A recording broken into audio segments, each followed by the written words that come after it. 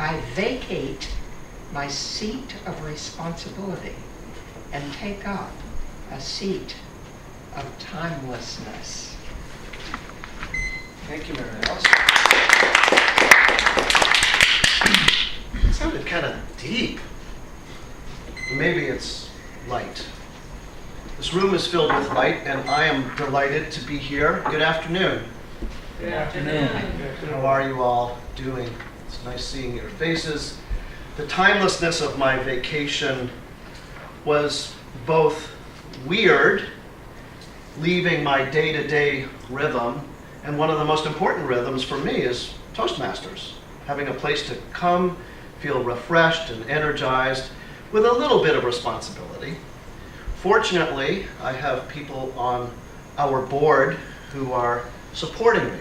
And one of those people is Al Davis. Al, thank you so much for sitting in for me in my absence. I stood in. You stood in. So you vacated your seat and you stood. Yes. Al stands for good humor. I think we all know that.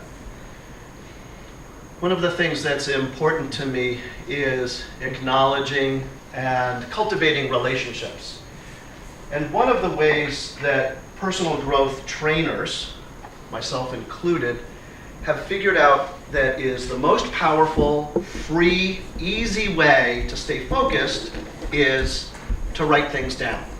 So I've taken the liberty of handing out a few of these cards, and these cards are for two purposes. One purpose is if you want to give formal feedback while not being the evaluator to our speakers today.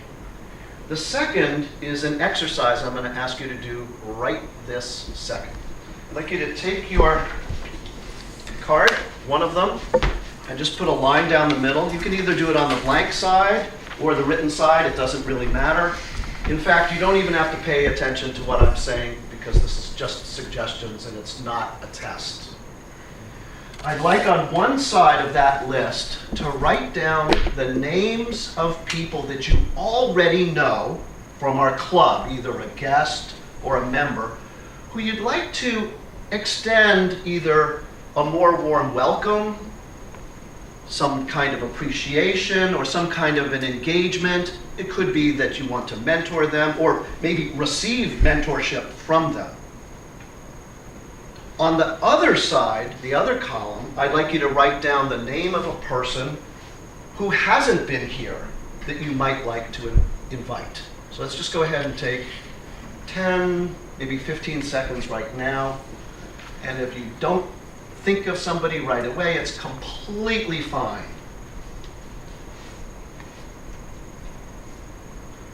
We want to cultivate connection as a community. We also want to reach out to people who don't even have the experience of ever being here before. One of my pet peeves, I think you may know, in cultivating, that was a fast go from yellow to stop now. Okay. We'll do timer training in the future. Back to you, Mary Alice Richardson.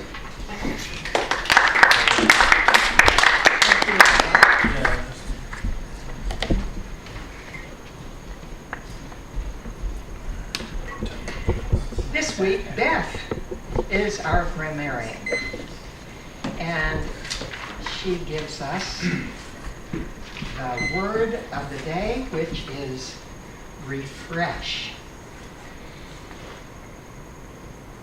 Beth says about vacations, just back from Martha's Vineyard and amazed by what the ocean air can do for one's well-being. Thank you, Beth. Thank you. Forgot my name tag. Anyway, the word of the day is refresh in a nice bright green. And it can be used as a verb. Third person present is refreshes, past tense, refreshed, past participle. I don't know how to use a past participle, but that's refreshed too. Present participle, refreshing.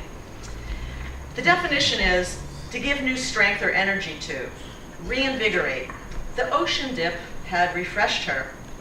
Synonyms are reinvigorate, revitalize, revive, restore, replenish, fortify, enliven, perk up, stimulate, freshen, energize, exhilarate, reanimate, re-energize. The antonym would be weary. It's an old French word, that's its roots, and it then became, the old French word was refresh.